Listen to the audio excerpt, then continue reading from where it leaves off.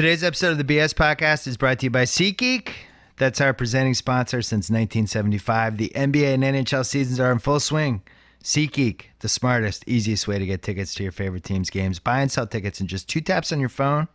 Have SeatGeek help you find the best seats at the best prices. Fully guaranteed. And if you're looking for concert tickets, even better. I've had SeatGeek on my phone for 2 years, and it's by far the easiest way I've found to shop for tickets thanks to their revolutionary grading system. I just used it to buy 2 extra LA Kings tickets. That's the hockey team that plays in Los Angeles. And it could not have been more simple. Just try it out. Download the SeatGeek app today or go right to SeatGeek.com. We are also brought to you by Channel 33. That's the Ringer's Pop Culture Podcast feed. And we're brought to you by The Watch with Andy Greenwald and Chris Ryan. They've been on fire lately, and they have Lena Dunham. Lena Dunham's coming in when? Tomorrow. Lena Dunham coming in tomorrow on The Watch. Channel 33 is where you can find my Sports Movie Hall of Fame podcast series, by the way. We're doing another one soon. We're negotiating. We're talking about possible movies. For Love of the Game is in play. Hardball's in play. We don't know. Major League. We just don't know what the next one's going to be. If you have any suggestions, email us. And finally, we are brought to you by TheRinger.com. That's where you can find my Friday column. I will have a Friday column this week, as well as all of our awesome written audio and video content on the football season that just wrapped up, the NBA season that's heating up, the Grammys just happened, the Oscars is about to happen. A lot of good stuff going on there. We were going to tape this for the Ringer NBA show, and it got carried away, and now this is just a full special bonus podcast. We didn't totally know what we were going to do. Sean Grande coming up a little bit later to talk about this crazy Celtics season and the fact that they might have a chance to get the 1 seed now if Kevin Love's out for a long time. And also what they should do in Isaiah Thomas's meteoric rise into becoming at least an offensive superstar.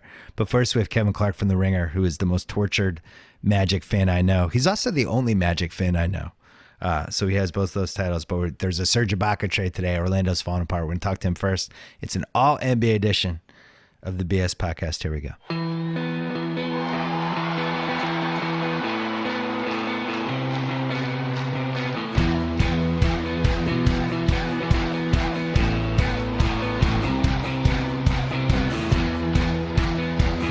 All right, we're going to talk a little hoops today. It's a Tuesday, almost afternoon. It's sunny in Southern California. It's not raining, at least until later in the week when the rain's going to come hard and fast and furious. It's been a very strange winter. It's always a strange winter if you're an Orlando Magic fan. We're going to talk to Kevin Clark from The Ringer first. He's on the line. We were bothering him on his vacation. He just worked his butt off for The Ringer for 6 straight months with the NFL and decided to take a nice, peaceful vacation this week. And his favorite basketball team, the Orlando Magic, just made yet another terrible trade. And Tate, we were talking about whether this is it's what would you call this? It's not the process. What is this? It's like the anti-process, the never-ending process. What is it? The exorcism. Well, first of all, I want to be clear. You're not bothering me on my vacation. Rob Hennigan is bothering me on my vacation. Fair. I mean, this is really bad. This is like it's like, you know, how midway through Lost, everyone realized there was no plan, like there was no real ending. Yeah. That's what this is that all of this sort of, oh, he's doing this to clear space for this, like it's just not going to come together. Yeah, it's not. It's the eternal rebuild. It's not the process. So last June they traded the number 11 pick in the draft, which turned out to be Sabonis, who's on OKC, and Victor Oladipo, who was eligible to negotiate an extension last October for Ibaka. And when they did this, people were confused because, for one thing, they had Aaron Gordon on their team who played Ibaka's position. That seemed like, a red flag right there. Ibaka was only under contract for 1 more year and then could be a free agent. That also seemed like a red flag because you have to re-sign him and you have to be pretty much good for him to want to stay there. And then the third red flag was then they went and got Bismack Biyombo in free agency for a lot of money. And suddenly they had Nick Vucevic. They had Ibaka. Yeah. Is it Vitch or Vic? It's Vooch. Vooch is his nickname because it's Vucevic. No, I know, but does it end Vic or Vich? I've really got to figure this out before Vic. my life is over. It's Vic. Before he gets Vucevic. traded to the Celtics, you have to figure this out. This was Zach Lowe. Vucevic. This drove Zach Lowe crazy because Zach Lowe married somebody who was Croatian, and I could never get the Vich Vic thing right, and he would yell at me, and I've gotten it wrong so many times I can't remember which way is right. Anyway, they basically had four big guys in a league where everybody has gone small and nobody plays more than one big guy at the same time unless it's like, rare exceptions like Utah. And there's not enough minutes. Now they're playing Aaron Gordon at small forward. It's a disaster. Yeah. And finally they cut bait today. They realize Ibaka's not coming back. They trade him for Terrence Ross, a perfectly fine swingman. I would say he's above average, maybe slightly. He's like an eighth man, maybe. Maybe he's not average. We have a lot. We lead the league in eighth men. Right. So there's another eighth man for you. He makes $10 million a year, and you got the worst of their two picks, which I really thought was the most insulting part of this because they have their own pick, and they have the Clippers pick, and they had so little leverage that Toronto's GM was like, "We're going to give you the worst one of those two first-round picks." So they basically, if you include the fact that they gave Tobias Harris away for nothing. They basically traded Tobias Harris, the 11th pick, and Victor Oladipo for 4 months of Serge Ibaka, Terrence Ross, maybe the 24th pick, and enough money to sign Bismack Biyombo, the center that they didn't really need because they already had a center. I'm hard-pressed to find a worse plan than that. Can you even come close to explaining it? No, I mean, it started in 2012 when he traded Ryan Anderson for Gustavo Ione. Oh. Obviously, there were contract issues there with Anderson. He was about to become very expensive, but I mean, the pattern is to take assets and turn them into nothing. I think because Hennigan won a few trades, because he got Vooch in the Dwight Howard deal, yes. He also got Al Harrington in that deal, by the way. He had Aaron Aflalo turn him into Evan Fournier. That was good. He won the first Harris trade as far as getting 4 months of J.J. Redick going to Milwaukee in exchange for Tobias Harris and Bino Udrih. That was a good trade. But that's only because of the sheer volume of trades he's done. Of course he's going to have some good trades. So for me, it's just every single thing he's had. That's the history of the Magic, whether it's Shaq, whether it's Penny, whether it's Dwight. We've turned assets into nothing and ended up with nothing, and this is just a continuation of that. As far as this goes, Hennigan fits the Magic culture to a T. So I think you were on my podcast last summer when the Magic were doing all of these dumb things, and we were like, "Why are they doing all these dumb things?" We couldn't understand it. We were very dubious that it was going to work out, and it worked out even worse than I thought. But it really starts. I think Hennigan was okay. He did a good job with the Dwight Howard trade. I mean, he had no leverage whatsoever, and somehow got some assets out of that. The night that it fell apart for him was the night when Sam Hinkie looked across the table at him like Teddy KGB and ate his Oreo and just basically stole a first round pick from him. He took Alfred Payton, it didn't seem like he wanted him, made no sense with Michael Carter Williams. It was an idiotic pick, but took him hoping that Orlando would be like, "Hey, wait a second, that was our guy. Wait, what if we gave you our pick 2 picks later and we'll throw in something else?" And it's what happened. I think it's the only time in the NBA draft that I can remember that a team picked a guy hoping that the team behind them would immediately panic, and they panicked. And they traded 2 spots back and gave up a future first round pick that I can't remember how good that pick was, but from that Dario Saric. Right, it was Dario Saric, but then something else too. You got a future something. And from that moment on, he was never the same. Like he got his pants pulled down. Well, yeah, and then it was just bizarre moves. I mean, we gave up Maurice Harkless for nothing, literally like a conditional second rounder, and Maurice Harkless would be one of the best players in the Magic right now. So I think that I think Hennigan, he's almost like Peyton Manning in 2003, where when everything goes perfect, he's great. But once he started to see the plans sort of, like you said, Hinkie just sort of stealing his lunch money during the draft. I mean, once that started to deviate, he just started to panic. Kyle O'Quinn, gone for nothing, replaced him with Jason Smith, who was gone after a year. I mean, it was a series. He did not have a plan B or a plan C or a plan D, and now we're on like plan F. So in 2015, he took Hazonia, and I really liked Hazonia. I granted, just watching him on YouTube and stuff, but just seemed like almost like Marco Bellinelli on steroids or something. Like just had this very athletic swingman game that made sense with the way the NBA was being played. And to say that pick has not worked out would be to almost belittle how bad the pick was. On top of it, it turned out to be one of the better drafts. So they missed Porzingis by one pick, but then a few picks later, you just have this incredible run of, Justice Winslow, Devin Booker. You had Miles Turner, Trey Lyles, even Kelly Oubre, and even Terry Rozier at number 16. All of them have been better than Hazonia. But did you like that pick at the time? I loved it. I think if you watched what happened around the Hazonia pick, for instance, hiring Scott Skiles, who's a coach who hates young players, and saying, you develop Mario Hazonia, Mario Hazonia was very cocky. When he came in, he had that line. He played for Barcelona, and someone said, did you ever see Messi play? And he said something to the effect of, well, Messi needs to come see me play. I mean, he was talking so much trash. And I'm like, yes, this is the guy. And then he couldn't play defense.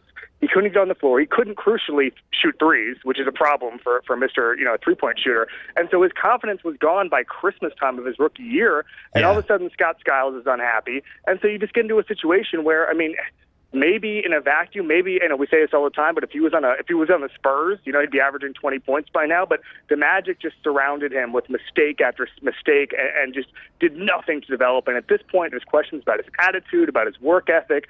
I'm pretty, we had a conversation a couple weeks ago about what you would trade for Hazonia. I'd pretty much take anything at this point because I think in Orlando, he's beyond salvageable. Yeah, that's another thing with Hennigan is how bad his coaching hires has been. Jacques Vaughn, pound for pound. Energy. Jacques Vaughn, pound for pound, was like almost hiring like the guy from Weekend at Bernie's. And then Skiles for a year. We're still on our third coach. Yeah, and then even Frank Vogel, very good defensive coach, below average offensive coach, maybe average to below average. I really like Frank Vogel, but, those Indiana teams were defense, defense, defense. With the roster that he has here, I don't know. I just don't know what the game plan is with that. And then it's just weird. It's one of those teams like Tate and I were talking before you called in.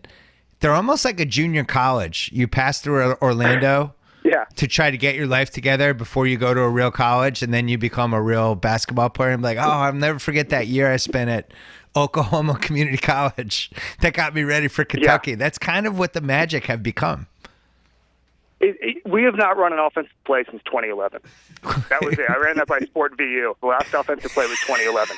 Aaron Gordon does certain things really well. He cuts to the basket. I saw a stat the other day that basically no one is more successful on cuts to the basket than Aaron Gordon. Yeah. And yet we've built an offense around Elfrid Payton dribbling around for 20 seconds and then, heaving it up basically, or passing it to Aaron Gordon, who then takes a jump shot instead of cutting to the basket. Right.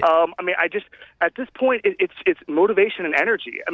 Frank Vogel continues to complain about energy, which makes it the third coach to complain about energy. And there's two things you can do: either get energetic guys, maybe don't trade away Victor Oladipo, or you just have a coach who motivates them.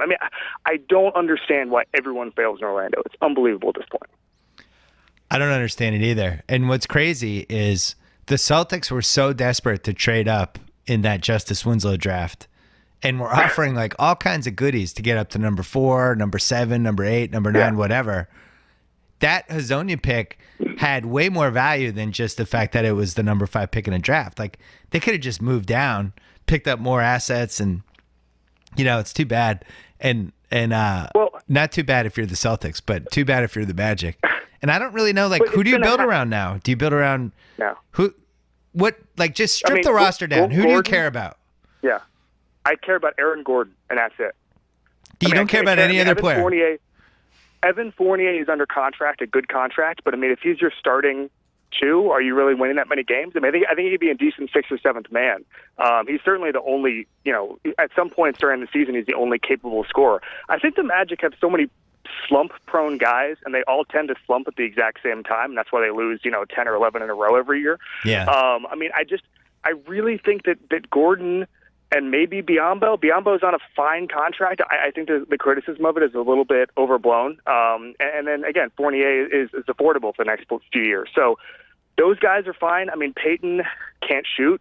We had a thing on the Ringer this week about Rajon Rondo and how guys without a jump shot can't win anymore, and that's thank God we drafted one in the lottery with Elfrid Payton, and so it's just I don't have a lot of hope for anybody. I would have been okay paying Oladipo. I mean, that's better than this. That's better than paying Terrence Ross $10 million a year. I really like Oladipo, and unfortunately, he's on a team now where everybody just stands there and watches Westbrook dribble around. Or as Magic calls him, Russell Westbrook.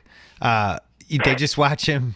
They watch him dribble around for 20 minutes, and he shoots every once in a while. And every once in a while, somebody gets to catch the ball. I would still love to see Oladipo on a good team being used correctly. I believe in that guy, and I think he plays hard. His stats aren't terrible. It's not like he's having a bad season for them, but he's never really played with a point guard who goes into a game going, "Hey, I'm going to make these guys better. I'm gonna get the Victor the ball here and this guy," and it's just never happened. He had an end of life form Jameer Nelson. He had Elfrid Payton who couldn't get him the ball. I mean, he's never when he played point guard his rookie year essentially in a sort of Russell Westbrook scenario, and he was great at creating his own offense. But I mean, he just needs a guy who's going to give him the ball in the right spot, and he's never had that. That was horrible when they did that. That was like one of those we're trying to tank. But we're not going to admit that we're tanking, so we're going to play a two guard at point guard for big stretches of the season to just sabotage our own team. And who cares if it does any damage to this guy's career at any point? I didn't understand that. It was exciting. Here's the destiny for Hazonia. At some point, he's going to either leave or they'll trade him, they give him away. He'll flame out on another team. He's going to go back to overseas for 3 years. He'll win the EuroLeague MVP, and then the Spurs are going to sign him, and he's going to be freaking awesome, and he'll be the next Manu for them for 10 years. That's my prediction. He's definitely going 6 for 9 from 3 in Game 6 of the Finals in 7 years. He's going to find the right team, and he's going to be good. He's not. I'm not selling all my stock yet. I have a lot of Elfrid Payton stock that I might have bought a few years ago because I liked him, and I think the Ringer piece today was right. It's if you're 1, you're 2, or you're 3 can't shoot, you're effectively screwed against half the league. You see with OKC the other night, they have Robertson and they have Anthony Morrow, who's been in a slump for 2 years, and those guys are playing big minutes, and they can't shoot, and it's just too easy to stop, and it's too easy to shade other guys over. And then you look at a team like, the Celtics in Utah the other night. They just spread the floor, everybody can shoot, and they render Gobert useless. He's almost irrelevant in the game because they're so spread out. He can't figure out where to wobble over to. I'm with you. Basically, you have this year's lottery pick. You have Aaron Gordon, and that's and then a bunch of 7th, 8th, and 9th men. Would you trade Vucevic or would you keep him? Yes, absolutely. Well, it depends. There were all those rumblings that Ibaka would get incredible, trade return, et cetera, and all of a sudden we got Terrence Ross and the 25th pick for him. So, I mean, I would keep Vooch around. He's a really good anchor for a second unit on a good team. So I think that you could make a case to keep him around, but I also think that a contender could use him. I mean, I still go back to Danny Chow's comparison. He's a poor man's Enes Kanter. I agree with that. Yeah. I think he could help a contender, and I think a contender would be okay trading a nice package of picks or a good young player for him. It all comes down to the return. I don't think he's essential to the new rebuild, the eternal process. The rebuild. Rebuild I was thinking 9. They were kind of screwed with Ibaka because there was just no trade market to him. And I noticed this when I was trying to figure out who could trade for Carmelo a couple weeks ago, where you basically have you have 13 teams with a winning record. You have maybe 4 of those teams until today had the right mix of expiring contracts, draft picks, lesser assets to kind of make a 3-for-1 or a 2-for-1 or a 4-for-1, whatever it took. And Ibaka's market was basically the Celtics, Toronto, maybe Utah, and maybe Atlanta. Because Atlanta has splitters, expiring contract. They had their own first-round pick. And that's it. No other team that would make sense. They can't trade him back to OKC because you have to wait a year to reacquire a guy you traded. And you just go on down the line, and that was it. So I thought when Woj tweeted Toronto's traded for Ibaka, I was like, oh, and I actually tweeted this. So it was like, oh, it must be. I bet it's Patterson, Jacob Pulte, the first rounder from last year, and then this year's number one. And then you see the trade, and it's like, oh, okay, Terrence Ross and the worst of their 2 first rounders, but nobody else was bidding. Obviously, the Celtics were out. They weren't so. I think the same thing's got to be the case with Vucevic, where it's like, makes sense on paper, but who's bidding for him and what are you getting? Exactly. And I think the big failure of the Hennigan regime, especially this year, has been just misunderstanding the trade market. We signed Jeff Green to a 1-year, $15 million deal. He's shooting 38%. He's shooting 38%, and he actually looks worse than shooting 38%. He looks like one of the worst players I've ever seen, okay? Why would you do that if you're not trying to trade him as an expiring type thing? I mean, it's just like they've set up to have a blockbuster mid-year trade because, look, I think Hennigan knows he's on the hot seat. They need a star, and they're not going to get one. So I think he was, getting Ibaka. He was signing Jeff Green. He's done this a couple times with veterans in the past. He was gearing up for a massive mid-year trade, and it's just not going to happen. The trade market is just different this year. Yeah, and unfortunately, it's the type of team that is the perfect trade partner for a Damian Lillard trade, but yet their assets didn't pan out. Like if Hazonia was really good, and you do like, all right, what if we do Hazonia, Vucevic, our number one this year, and you just kind of overwhelm them with pieces, but they don't have the pieces. And what do you do at that point? No. I think, I really like Gordon, but I also think there's a little bit of the, sometimes this happens in the NBA, these young guys, everybody gets all excited about them and, oh, this is the year for it. And he's really never done it. He's had a couple really great games, but we have no idea if he could be good. Yeah, in a dunk contest. And we have no idea if he could be good for 82 games. We have no idea if he's the perfect 4. I like him. I think he could. He's had some really nice moments against the Celtics where you watch and go, oh, Jesus. But well, it's interesting to me. Vogel compared him to Paul George when he took the job, and I can safely say he's not Paul George. He did. All right. The jury's in. Yeah. Well, I feel bad for you. I know you love the Magic. Yeah. It really hasn't been that much fun. And the sad part is the glory years where you had to root for Dwight Howard, who's one of the least likable guys to root for in the NBA. And that was like the highlight of all of this for you. I call those the Hito Turkoglu years. Smart.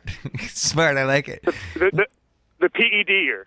Yeah. Were you also taking performance enhancers, or was that just the team at that time? I had incredible fourth quarter cheering stamina, and I don't think it was natural. Yeah. Last thing, just quickly, 30-second football question, and then you can go back to your vacation. What is your prediction for a Jimmy Garoppolo trade?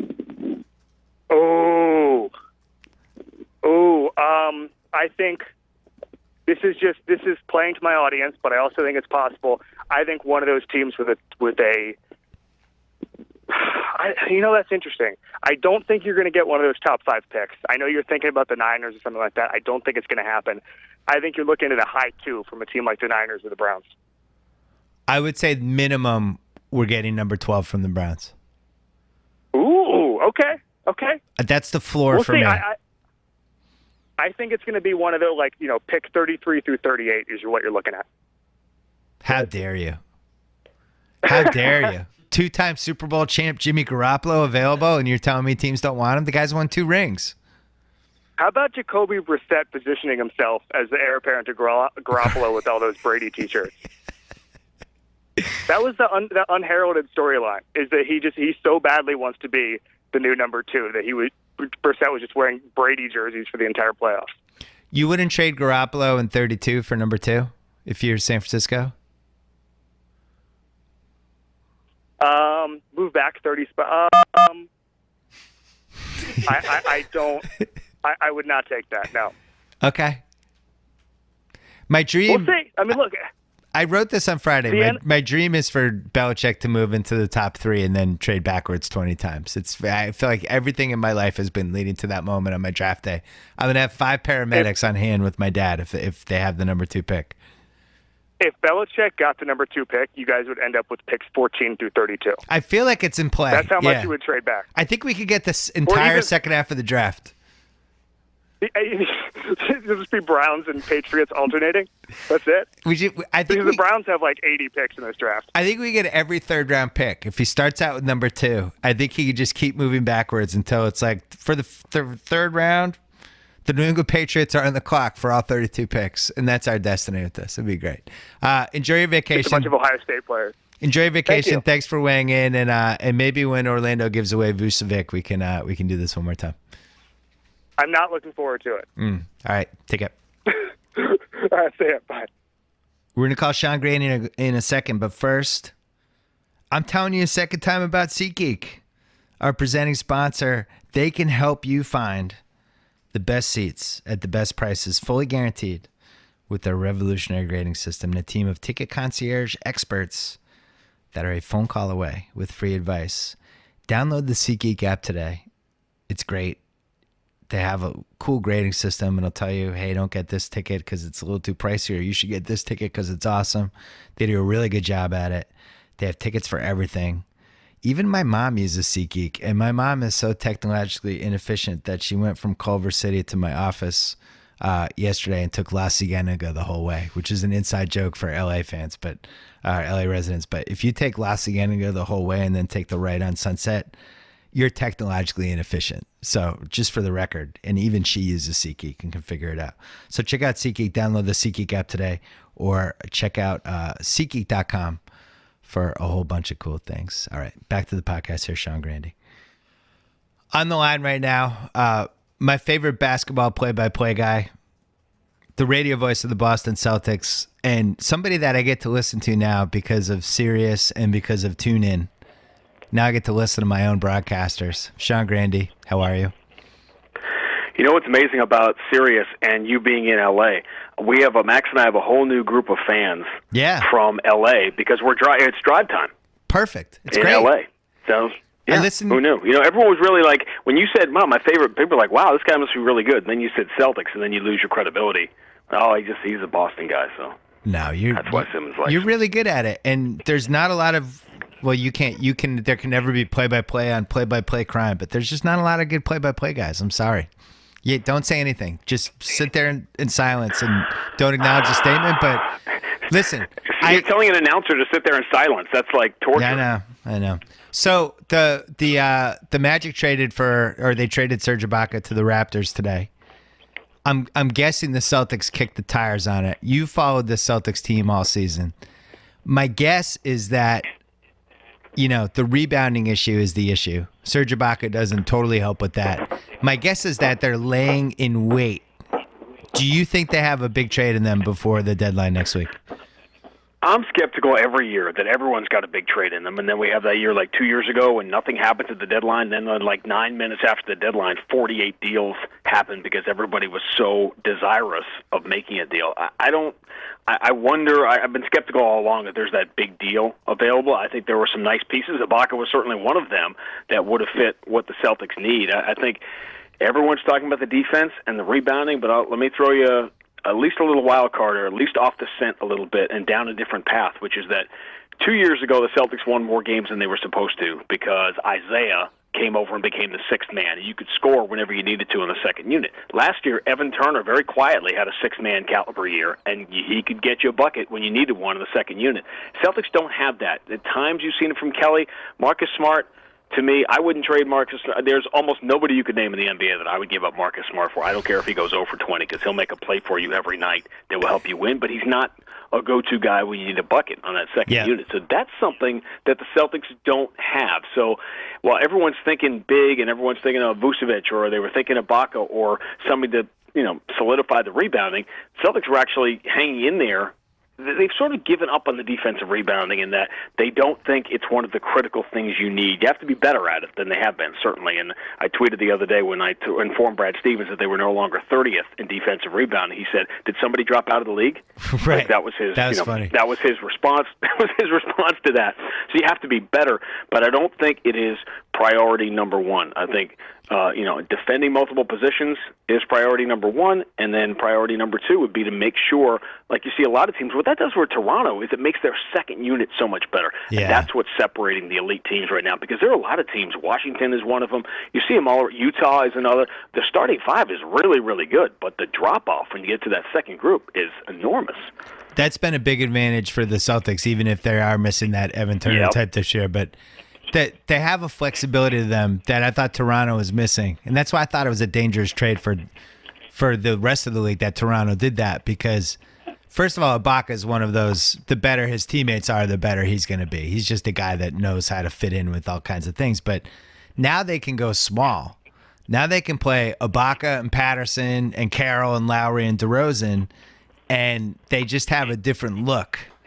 And that's one of the things that I think the Celtics are missing. The Celtics have all these different lineups, but there's one thing they don't have is when they're getting out rebounded, when like Tristan Thompson and Kevin Love are out there, and they don't have that Kenneth Faried guy that can come in and be like, I'm going to get 7 rebounds over the next 5 minutes.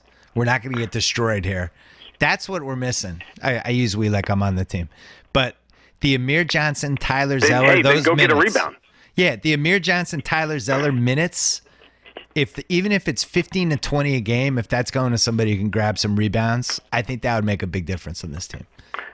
Celtics right now are in this. I mean, you're in a 36-hour renaissance, especially if they beat the Sixers, on Wednesday night, and the Kevin Love injury, where people are legitimately going to be thinking about the number one seed and starting to have these fantasies. LeBron's going to rest for a while. They're going to rest guys. Maybe that number one seed is in play.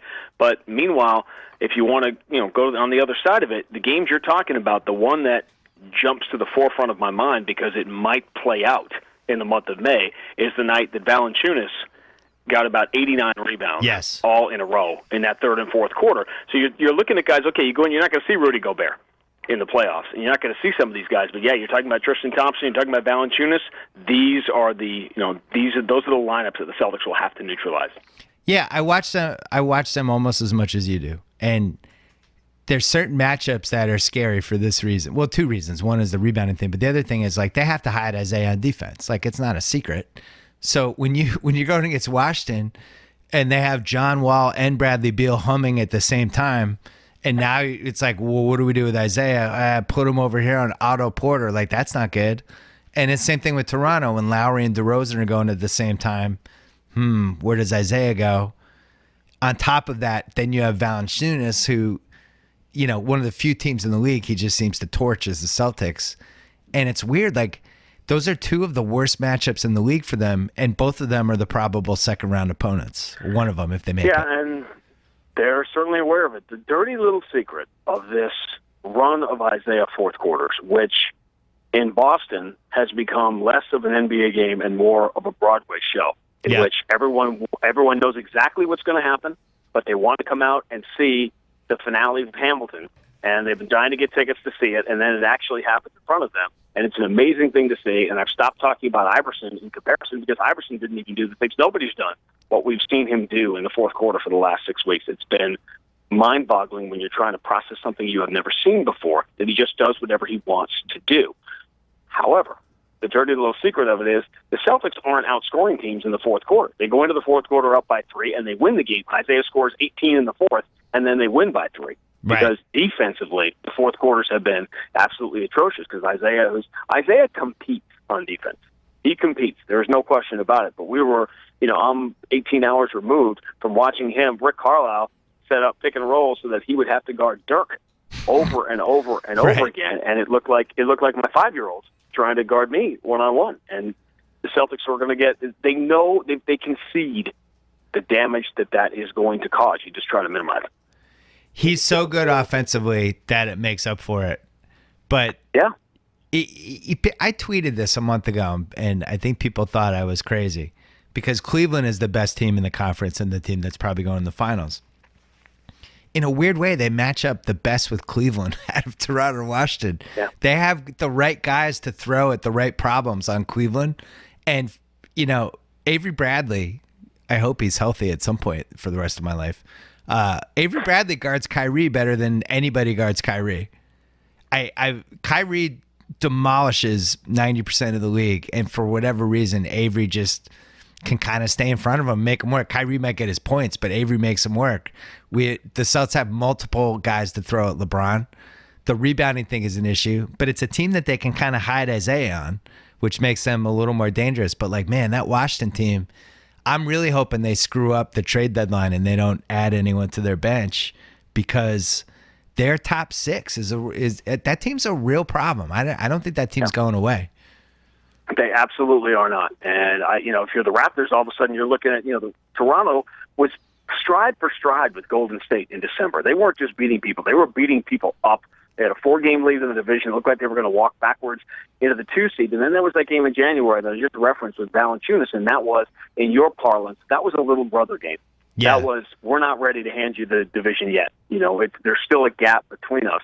And all of a sudden, the DeRozan injury. And my concern about Toronto was, and we probably talked about this, the wild card for what I thought clearly was the second best team in the conference coming into the season, as much as everyone was ready to anoint the Celtics, was all of the miles on Lowry and DeRozan with the long playoff run, the national team, and then another long playoff run. You're putting a lot of weight on those two guys who play a lot of minutes. Yep. Anyway, but Avery Bradley might be the key to this. Listen, you talk to players in the NBA in real conversations, not interviews and microphones in their face, about the guys they don't want to play against. You'd be amazed with names I could mention on Golden State and Cleveland and all around the league. Guys will tell you that Avery Bradley is maybe the most underrated two-way player in the NBA, making this run, in which the Celtics have won 10 of 11, by the way, without him, even more remarkable. His plus-minus is towards the bottom of the entire Celtics roster. You can do whatever you want with numbers, but the fact that Celtics have kept the winning games is stunning to me, and how many close games they've won this year. And the big question we'll find out in May is, have the Celtics been lucky throughout the course of the season, or have they just learned how to win, and are they really good, and do they believe that they're going to win games at the end? Because I'll give you a great number, because I don't want to get all John Hollinger on this whole thing, but I'm a big scoring margin person as it pertains to getting a real sense of how good a team was during a season. Yeah. The Celtics scoring differential was better last year when they were 19-19 than it is right now when they are 36-19. Because they would blow teams out last year and they'd have some big games. Here, they win close game after close game after close game, and their margin, which is about 2.8 right now, that's really small for a team that's 17 games over 500. Toronto has a much better scoring margin. I think Utah has a much better scoring margin, and the Celtics yet have found ways. And you just don't really know until the playoffs when a team hasn't done it yet. Have they been lucky during the regular season, or are they just that good, late and close? I'm really glad you brought this up, because I have a lot of thoughts. I like all the advanced numbers that are out there. I think we've gotten better at putting the numbers together. The offensive rating stuff, the 5-man plus minus, all that stuff. I look at all of it. I think it's interesting. I think there's little things you can take away from everything. But the difference with the Celtics team, and why I don't think it's lucky, is go back to that first game in Oklahoma City, right? Westbrook, the Celtics are playing great, and in the last couple minutes, Westbrook just becomes Westbrook and is just the best guy on the floor. And you watch that game, you leave that game as a Celtics fan, you're discouraged, because we just don't have a guy like that. When it comes time to go mano a mano with Westbrook, there's maybe 9 guys in the league who can do it. We don't have a guy like that. All right, fast forward to the home game against Oklahoma City. Same thing. Westbrook just turns it on. He becomes Westbrook. Even Heinsohn, would rather like drink acid than praise an opposing player. Even he's like, that was amazing. You got to give it up to Westbrook. But what's changed in the last 2 months is Isaiah has turned into a guy who can go toe to toe with those guys. And that's why, I don't give a shit about, on defense, this happens. And, if you look at the fourth quarter, their defensive rating, that's all fine. You can show me any number you want. All I know is that basketball at some point comes down to, here's my best 5 and here's your best 5. You're going to score and I'm going to score, and one of us is going to blink. And Isaiah can score on just about anybody in the league right now. And I don't think this is a fluke. I think he can get to wherever he wants on the court. And I think he's way better than Iverson was offensively. I loved Iverson. I ranked him 12 spots too high in my book. Iverson wasn't this efficient. Iverson couldn't get to the rim like this. Iverson couldn't create contact over and over again. He couldn't make shots in the lane over big. I mean, this is insane what we're watching, and I don't think it's a fluke. And I told you that's why I stopped using the Iverson thing, and I started using, I think we talked about this too, but I started using the Roy Hobbs thing. Like, whatever he wants to do, he does. And he's, one of those, even last night, which was a pedestrian fourth quarter by his standards, which I think he had 7 points in the fourth quarter, he just, there's a fearlessness about, and maybe this has to do with the way the game is played now versus the way it was played when Charles Oakley was on the court and not being dragged out of buildings, that there is no fear.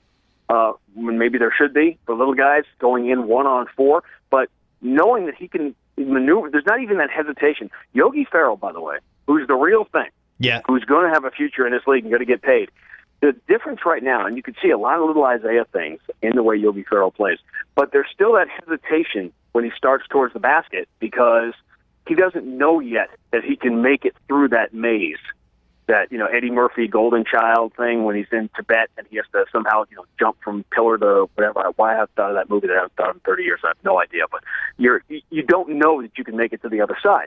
Isaiah knows he can make it to the other side. He has so many different ways to score. He's reached that point in the NBA where you've been in the league a few years and know what you can do, but your athleticism is still either on the way up or hasn't started on the way down yet. And that makes him a very dangerous man.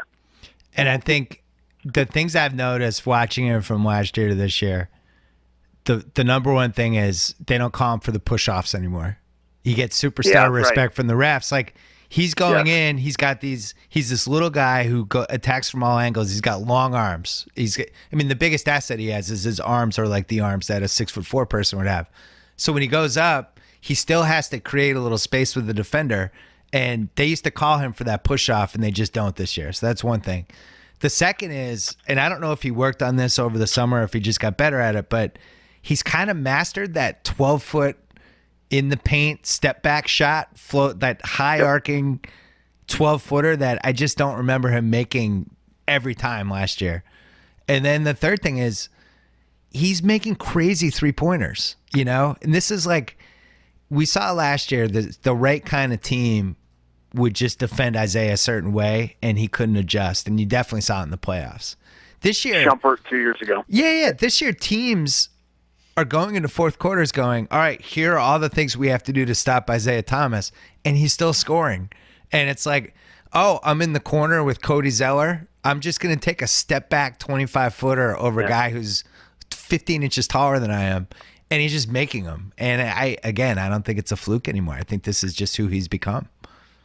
Confidence is a very scary thing, and the biggest issue with Isaiah's whole life has been about doing what he was told he could not do. And the biggest concern for Celtic fans is now that he has the ultimate respect. You're talking about him getting it from officials. He absolutely is.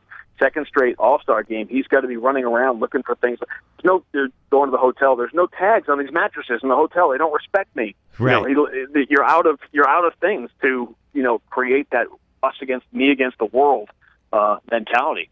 And it's funny you mentioned the crazy threes because in the last two games, the Utah game and the Dallas game on Monday night, he's taken them very early in the shot. It was almost like the ultimate league-wide heat check, where he's taking them for the first time out of the rhythm of the game. Like, you don't take it with 20 on the shot clock when you're up by 8 with a minute 40 to go on the road. But he's sort of testing the outer limits right now. And it's been interesting to be around him. We went, a few of us, Brian Dew, the strength coach, and Isaiah and I, we went into Turner when we were in Atlanta last month. And to see the reaction, the response he got from Shaq and KG, and I hadn't seen Shaq and KG in a while, to see the reaction that he got, he understands now what's happening to him. A lot of people, this happens so fast when you get into the zeitgeist and then you're in the NBA and you're a superstar. It all happens so fast and it's done. He's very aware of everything that's happening around him. He's really a fascinating guy, and you don't often see someone who is both performing the way he's performing and at the same time completely cognizant of where he is now, what he is doing in terms of the history of the game and where he stands right now. It's pretty cool to see. It's the only thing I can compare it to that I've seen in basketball. I mean, there's been other cases like Nash took a big leap when he was on that Phoenix team, but to me that was a case of just the style that they were playing was a little faster, and it's not like he made like this dramatic leap of excellence. He was really good on Dallas and then just kind of jumped up a notch. The only thing I can really compare it to that I remember is Bernard King in the mid-'80s because I was living in Connecticut at the time.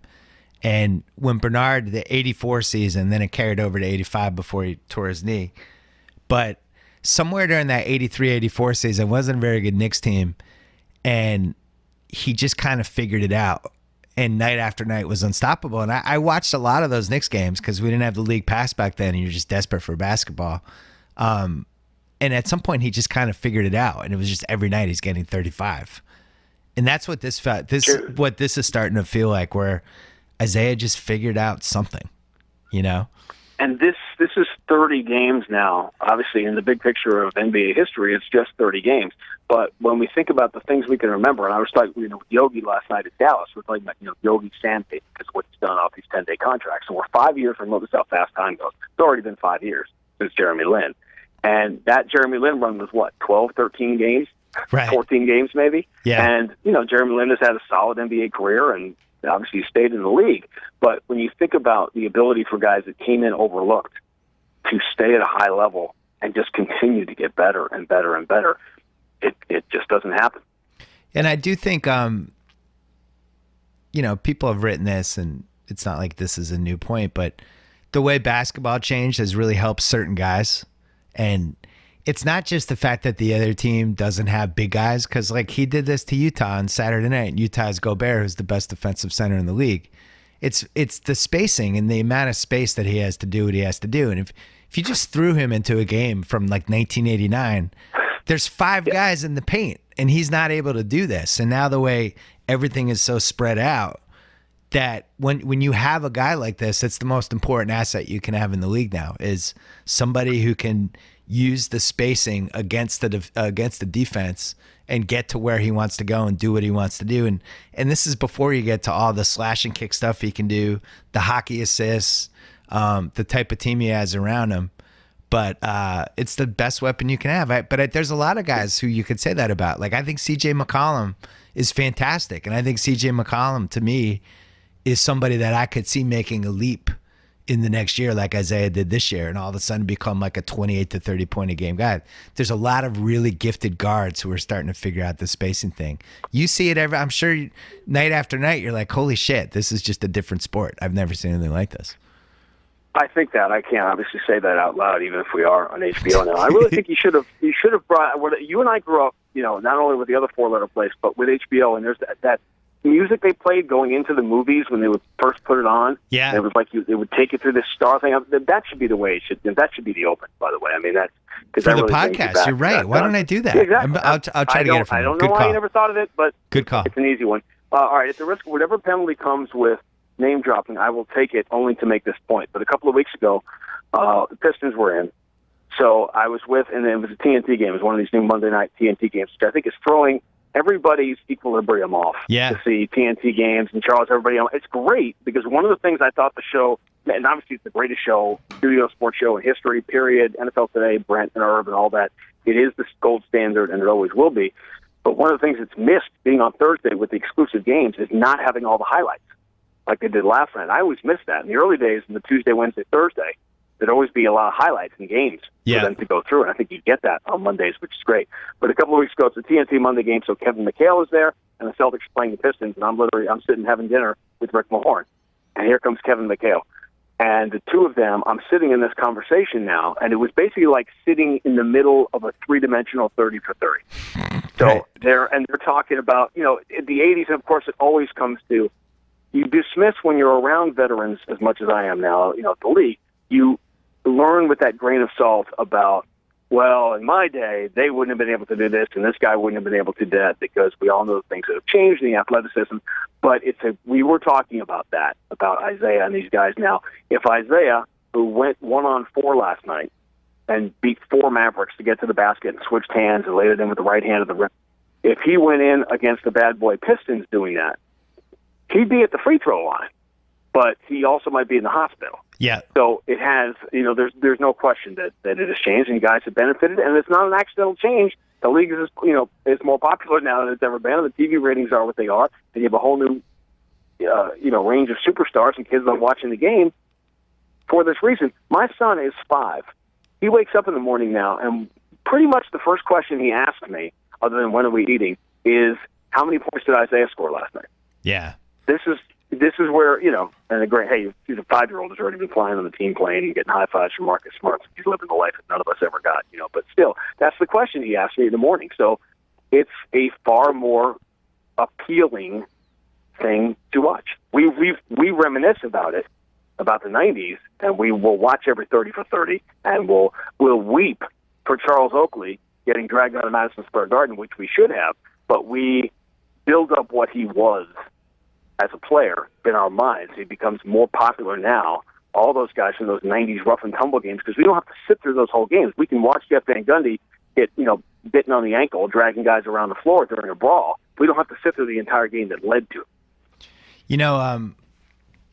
That's why it's unfair to compare Iverson and Isaiah in a way, because if you just put 2000 Iverson into this game right now, the way it's being played, I think he would have been way more unstoppable than he was in 2000, with the amount of space. I don't know if he would have shot the threes like Isaiah did, but man, if you're just taking out 2 to 3 big guys out of the paint, it just would have been unbelievable for him. It would have been unbelievable for Tiny Archibald.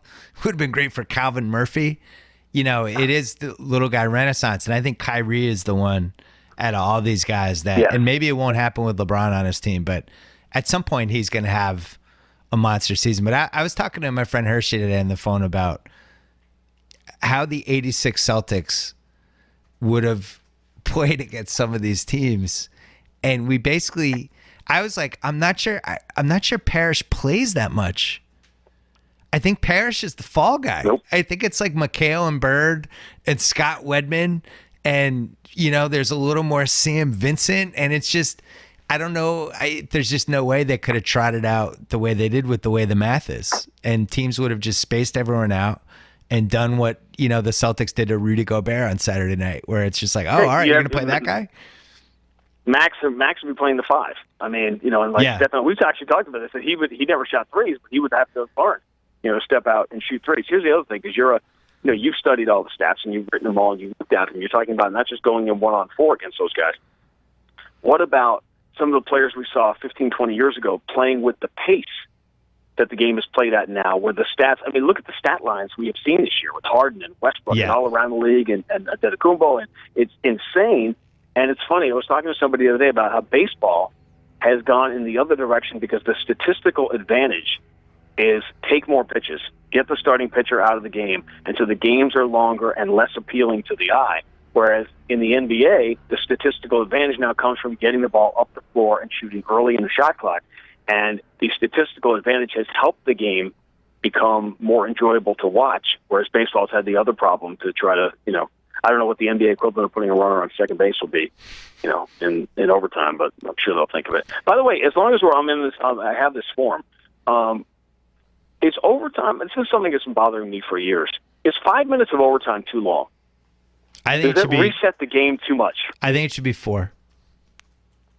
What about? Let me give you a random thing. This is actually Brian Scalabrine and I we don't share a lot of common views, but this is actually one of them. We sort of stumbled onto each other as overtime soulmates. 2 minutes on the clock. You're over there's no fouls. There's no whatever. To me, 5 minutes. You're just resetting the game. You're pushing the game too far back from an intensity standpoint. It doesn't have the feel of overtime when you go back to 5 full minutes left in a game. Plus, I agree. It shortens games to really long. I guess the reason not to do it would be just the history of the game and some of the triple it's not like team. Putting a runner on second base where you're really altering it that much by. How many minutes are you shaving off? Over the course of a year. But it's like 3 or 4 overtime games. JoJo White playing 60 of 60 minutes, and that's the kind of stuff that you lose. Hey, maybe playoffs you go back to. We have to go, and I have quick questions for you, and then we're leaving. Rock and roll. I think you and I are the two biggest Marcus Smart fans. People think when I praise him, they think I'm trying to drive up his trade value to get rid of him. And all I can tell you is if there's a game 7 of a playoff series, yep. I just want him as one of my 5 guys. It was 7 minutes left. I want him on the court. I know he's going to make plays. I don't know what the play is going to be, but if there's a loose ball, he's getting it. If there's a charge, he's taking it. If there's a rebound in traffic, he's going to get it. The guy's just a winner. And I don't know what he is. I've never really watched a player like him. I've never seen somebody with like more exaggerated strengths and weaknesses, but the ultimate package is the guy's just a winner. He makes plays. And what you just said, it sounds like an 80s sitcom opening. Yeah. If it's a charge, he'll take it. If there's a loose ball, he'll make, all these plays, he'll make it. I said this last time on the air. If Danny wants to trade him, he's going to trade him, but I'm going to be on call waiting. I'm going to be beeping into that call. Like, he's going to have to, ignore it or wouldn't trade him or whatever. Because, we're talking. I had Steve Kerr on my pod on Wednesday, and we were talking about that Game 7, about how he regretted. He's like, oh yeah, I've watched Game 7 a bunch of times. There's things I would change to the lineups, but he wouldn't talk about what they were. But if you really look at that Game 7, and because Bogut wasn't there, and because Barnes wasn't playing well, and they couldn't play Ezeli, they just didn't have the fifth guy. And you get to a Game 7 like that, and it's just like, who are my 5 dudes? Who are my 5 guys that aren't scared? Who are my 5 guys who want to be in this moment? And that's one advantage that the Celtics team has, is they have some guys who are not going to be afraid in that moment. Horford's not going to be scared. Isaiah, Marcus, Avery. Jay Crowder's almost too unafraid, which I think is his flaw as a basketball player. He's the guy who will take the biggest shot of the season and miss it and be totally fine with it. But they just have a lot of guys who are ready. Quickly. Is one of these good questions going to be about Andre the Giant? Because I'll be disappointed. That's the last question. Can you explain to everybody that we'll skip Fedor. We'll skip Fedor for now. Fedor's fighting on Saturday night. That's Spike. We'll go right to Andre. Oh, Bellator. Okay, do the quick Bellator plug. Well, no, we'll save it for the end. Save it for the end. Well, you got it. Can you explain to everybody that the Jaylen Brown pick was actually a good pick? Because I think that's another one where people are like, oh, you're just saying that because he's in the Celtics. It's like, yeah, Jaylen Brown has a pretty good chance to be the single best defender in the league at his position in about 4 years.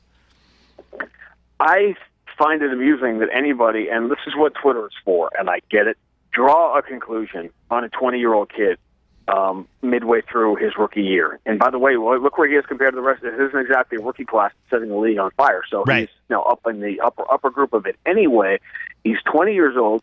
I think sometimes, the great Doris Burke, my dear friend, once said, when asked about her, all the criticism she would get, the nonsense on Twitter, she would say, look at the assignments I'm getting. Look at the assignments, as an indication of how well she's respected. Jaylen Brown is playing significant minutes on the team with the 5th best record in the NBA at age 20. Yeah. That's a pretty good indication of what he brings to the table now, let alone what he will at 22, 24, 26. And I would urge people when they play, unfortunately, they played the Warriors early in the season, and he only got a tiny bit on Durant. Stevens took him out of the baby carriage about 3 weeks ago and started to let him kind of run around the living room a little bit and bump into the coffee table a few times. But I think when they play Durant and LeBron again, I think people are going to be surprised how many minutes he's on those guys. And I've been so impressed by his defensive intelligence and his ability to just make the right decision on whether to go under or over a screen, and just all these little things, all the types of players he can guard. I don't think he's scared. I don't see, he'll be in there in crunch time. He'll have like a big follow-up layup, stuff like that. He's not afraid to shoot. And he's the type of guy that where the league is going, these 6'8", super athletic guys who can guard 4 positions, like that's probably the number one desired thing you would want defensively. So I've been impressed. I think we're going to hear from him in the playoffs. I really think he's an X factor. I don't think he's going to play 40 minutes a game, but he's an X factor. So there's a reason. Danny is well aware. Even he may pretend to be aloof about it. He's well aware that there's 8 guards on the roster. Like when draft time came, there's a reason he took Jaylen Brown. Yes. And not some of the other guards at Chris Dunn or whatever who had a really high ceiling. There was a reason he chose what the NBA prototype is going to be. Yeah. So just so it's not a totally pro Celtics podcast, the Amir Johnson signing did not work out. That guy has not really helped them this season. And Jerebko. I know it's Jerebko, but I always call him Jerebko. He's had one of those bad luck seasons. He's almost like Tom and Jerry. He's been Tom for the whole season. Just gets hit by the anvil and gets hit by the iron, and that's exactly right. The plane runs into him. He's wearing that mask now he's wearing the mask with a broken nose. He can't see. He can't see. He has no peripheral vision. He's trying to rebound. I said last night he might as well wear one of those sleep masks they give you on the airplane. Right. For all the one he's wearing now is doing it. So, there are holes on this roster. And Horford, it's been interesting to watch. people get bored. They start trying to pick the team apart. And they're like, oh, Horford. Yeah. Oh, he doesn't rebound. It's like, yeah. Did you see his stats in Atlanta? Like, he brings a lot of great stuff to the table. If you're looking for him to get 15 rebounds in a game, you're looking at the wrong guy. Well, why'd we pay $30 million for him? Because it's the second best free agent. And he's somebody that can guard any player in the low five post. Other teams would have, by the way. Yeah. How about this? He can guard any single person in the low post, and he can shoot threes, and he's really fucking smart, and he knows where to go on a basketball court. And if you think you got the ninth best player in the league, you didn't, but you still got somebody who's a very high level 5 in the way basketball is being played. And I'm fine with that signing. 2 years ago, the Celtics were 5 slots from the bottom in the NBA. Now they're the 5th best team in the NBA. In 2 years, the Al Horfords, Isaiah doing what he's doing, these are all little reasons. Everybody wanted to take the express lane and do whatever the 2015 version of the Ray Allen, Kevin Garnett thing, and it wasn't going to happen. It wasn't there. And then all of a sudden you go along the back roads and you realize, hey, we got here. We got to the top 5 spot in the NBA taking the back roads instead of the same, instantaneous superhighway we took 10 years ago. Well, they had some luck, too. They were ready to overpay for that Justice Winslow pick. They were... I mean, that would have been a disaster, and they would have ended up losing the Jaylen Brown pick out of it.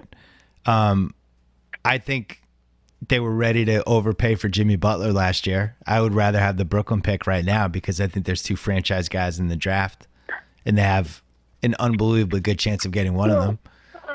So, you need a little luck with this stuff. All right, Andre the Giant.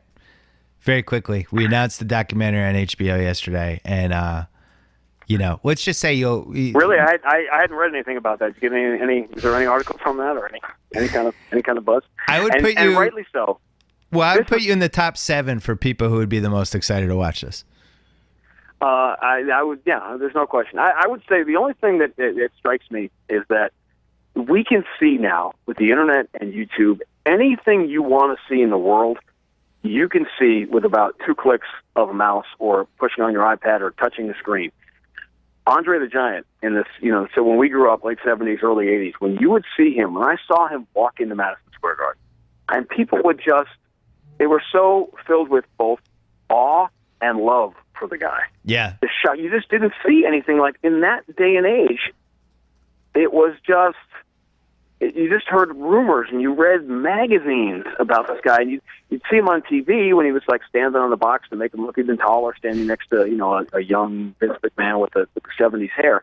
But when you'd see him walk into a building, it was people's faces would he would make them happy, and he would fill them with this feeling of like, I'm really seeing something special. And then when you get to know some of the people that I've gotten to know who spent time with him over the years, you realize he was a far more layered and fascinating human being than he was a physical specimen. Yeah. I'm auditioning for to be in the doc, I guess. I'm trying to come up with these documentary type I can answers. promise you we're going to interview you because you were at MSG for a few of those. Need a couple fans in there. All right, Bella, when are you doing the Bob Backlund one? When's the Bob Backlund one coming out? Is that going to be next? That's the flaw in your wrestling fan resume, is that your favorite wrestler of all time was their worst champion of all time. I'm of my dinner, and that's a Boston guy. So you come up here and get booed. You come down to New York, and everybody would just cheer him out of the building. But listen. There's kids who grew up. Your son came into the John Cena, era, and if kids older than him, if he's got friends that are 5, 6 years older, they probably hate John Cena because it's the cool thing to do when you become an older teenager or whatever. So you're a product of your time, and that was sort of my entry point when I was 7 or 8 years old, like in 1980. All of a sudden, Bob Backlund was the guy. So it's over the years, it's always happened. Bellator this weekend? Fedor, who could have imagined a couple of years ago I'd be calling a Fedor-Emelianenko fight one of the greatest sports radio, internet, podcast, message board arguments you could have is who is the greatest of all time in any sport. And you've written big, giant books on the subject. And if Fedor may not be, you could talk about Anderson Silva, and you could talk about John Jones, you could talk about GSP, but there's no conversation to have that does not include Fedor-Emelianenko. And the beauty of MMA, one of the beauties of it, it's a sport that's new enough that the greatest to ever compete in it, some of them are still competing. Yeah. And so to get to see Fedor in real life on Saturday night fighting Matt Mitrione, You had a lot of fun at the show. It was a big show for us in L.A. A few weeks ago. I know your son was all excited to see that Paul He Daly loved it. knockout. He's going to fight again. He's going to fight Rory McDonald in May. It was a big free agent signing. And everything that's happened in the other sports decades ago, pre-agency, health issues, healthcare issues, it's all happening now in real time in MMA, and it's doing it under this enormous spotlight. So it's pretty cool. And they're going to get more and more people who are younger who've been watching these guys who are getting into it, and it's just going to... And who are competing. The talent base younger can keep athletes going now up. who want to do this. Yeah, younger athletes who want to do this. They grew up wanting to do it. That didn't happen, in the early days. So now you're getting elite world-class national champion wrestlers, and this is the direction they're going. Yeah, I mean, if we're just having a broad MMA conversation, like Amanda Nunes... what she did to Rousey was like, that's the difference between the old era versus the new era. Is like, she comes in and she's just an athlete. She's throwing lefts and rights, and she's built like a Greek god. And it's like, this is the future of MMA, is bodies like that and people like that. The 10-second version is this. MMA, Jeff Blatnick coined the term mixed martial arts. And in the early days of sport, you could be elite at one thing, as Ronda was in judo, world-class, judoka. But now, if you're not a great striker and you don't have great jiu-jitsu, and you're not going to compete at the highest level unless you can do all of those things extremely well. It's kind of like basketball when the ABA just made basketball athletic, and there was that whole class of guy that the small forward, the Don Nelson, that type. And it was just like, yeah, you guys are in trouble. There's guys coming, and it's not going to be great for you. It's not. Walter Davis is coming, and Julius Erving, and this is not good. It's not John Lucas. These guys are fast and athletic, and you're in trouble. He's coming, Yeah. and the rest of them are coming too. So saddle up, because it's not going to be the way it was. It's evolution, the way it needs to be. Sean Grande, this was fun. I'm glad we did this. Talk to you closer to the playoffs, and listen to you on Sirius and TuneIn and all these fun places. You don't just have to be in New England anymore to hear you and Max. I'll talk to you soon. Thank you. You could be in traffic in L.A. Yeah. Enjoy the wonders of Grande and Max, the beautiful world we live in. Good All right, my times. friend. All right. See you later. You got it. Thanks so much to Kevin Clark. Thanks so much to Sean Grande. And thanks to SeatGeek, our presenting sponsor since the 1800s. SeatGeek will help you find the best seats at the best prices, fully guaranteed, with their revolutionary grading system. Don't forget to check out The Watch, Channel 33, and all other great podcasts. Don't forget to check out The Ringer this week. We're doing a lot of content coming up, especially around NBA All-Star Games, so check that out. And I have a column coming on Friday and another podcast with an old staple of the BS podcast, somebody who's been on many times, somebody who the listeners have enjoyed. That's the only hint I'm giving you. See you later in the week.